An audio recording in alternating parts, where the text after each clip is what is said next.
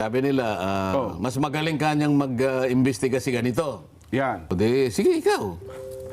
Ang problema, hindi niya nabigyan ng distinction yung dalawang bagay eh. Ano po yan? Ang mandato ng Blue Ribbon Committee, investigation in aid of legislation. Isa po yun. Oho. Yun ang tuntunin mo. Yun ang direction mo eh. Oho. Ay, yung isa, police investigation ang kanyang alam.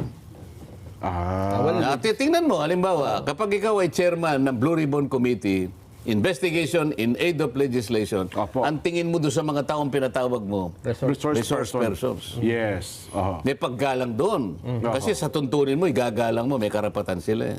Hindi mo pagbububulyawin doon.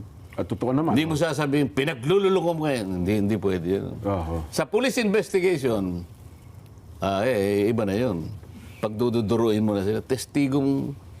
Ito yung hindi hindi malinaw. Pagkatapos, nag-hearing, Blue Ribbon, ha? Opo. Anong ginagawa ng Department of Justice Secretary doon? Tapos kukunin niya yung testigo o yung resource person. Dadalhin niya sa NBI. Pagbalik niya, iharap niya uli sa amin, meron siyang supplemental affidavit. May dagdag. Teka muna ka, ano ba nangyayari sa atin? Pinaghahalo nyo na yung balat sa tinalupan eh.